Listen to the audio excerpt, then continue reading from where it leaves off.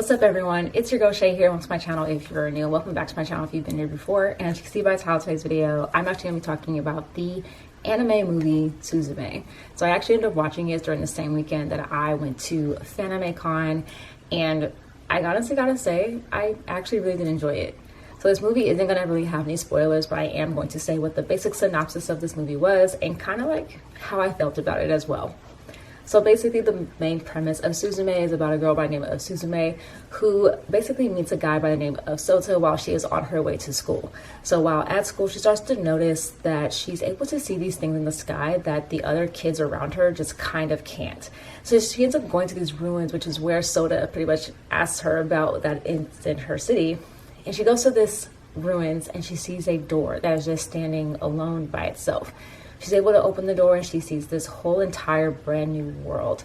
And then she ends up finding out that there are, things trapped in these doors that when released, it looks like a worm actually. It can actually cause earthquakes to happen in Japan. So pretty much her and Sota end up going on this adventure to chase after a cat that ends up being like some sort of guardian for this door. And they end up going after this cat to try and basically make sure that they close all the other doors around Japan to make sure that no catastrophic earthquake actually happens. It actually has some pretty funny moments as well as some pretty serious ones, and I'll be completely honest, it honestly made me cry. Now, it may not make everybody cry, but it made me cry due to the message that is actually happening towards the end of the movie with the monologue that is said by Suzume, and that is actually what made me break down in the middle of the theater.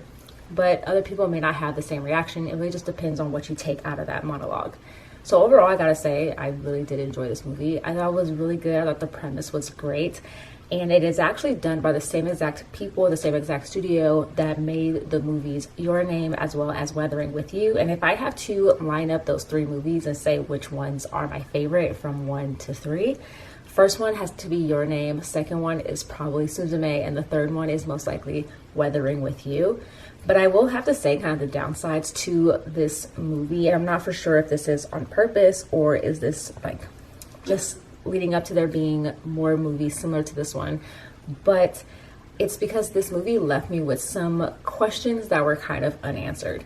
So they never really answered the question on why Suzume is able to see the things that other people cannot see. Sota is said to be a closer, so it makes sense on why his family is actually able to see the worms in the sky as well. But for Suzume, they kind of didn't really completely answer that question. Now, I could be wrong, and it could have been something that I honestly did miss in the movie, and I totally accept that.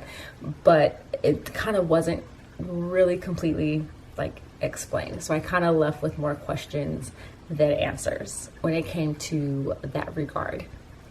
As well as trying to think of any other like unanswered questions that I had regarding this movie, but honestly can't think of any other ones besides that one, at least currently off the top of my head. I will say though that I've noticed that all three of these movies do deal with some sort of catastrophic event. Your Name dealt with a comet hitting a town, Weathering With You dealt with a flood or rain, and Suzume dealt with earthquakes. So they all dealt with some sort of catastrophic event that the main character is pretty much trying to make sure it doesn't happen. I also will say that Suzume does not happen in the same world of Your Name or Weathering With You, which we were then told for those first two movies. They did deal within the same universe as each other because the main characters from Your Name actually do kind of show up or cameo in Weathering With You, but I didn't notice any cameos or anything like that in Suzume at all. One of the good things I did like about Suzume is the way it was able to evoke emotion in the people that are watching this movie. So like I said, in this movie, there is a cat that is in the movie that they are basically trying to chase after throughout the city because it is the guardian for the first door that they pretty much come across. And they're trying to capture it to put it back in its rightful place. And I will say that this cat character did evoke emotion in me because I own 2 cats. So at one point Suzume is being really, really mean to this cat, and you see the cat get visibly very sad, and the cat's so cute. I then got really mad at Suzume as a character, and I was also really, really sad and wanted to immediately go home and like hug my cats because I was like, I feel so sad because this cat feels extremely sad. I also will say that this made me, I think, throughout the movie, I had a love-hate relationship with Suzume as a character, and I think it's because like she's a high school student, so she has a lot of like emotions and stuff like that, but it's not even the emotions, it was kind of like her attitude in some instances. And to me, the attitude on and off kind of made me dislike her as a character in certain moments, especially like when she was mean like to the cat, you know, those sort of moments, and when she was very, very selfish, you know, those moments made me dislike her as a character. And I feel like there's also a running theme within the last two movies with Weathering with You as well as Suzume, where the decisions of the main characters are affecting those around them.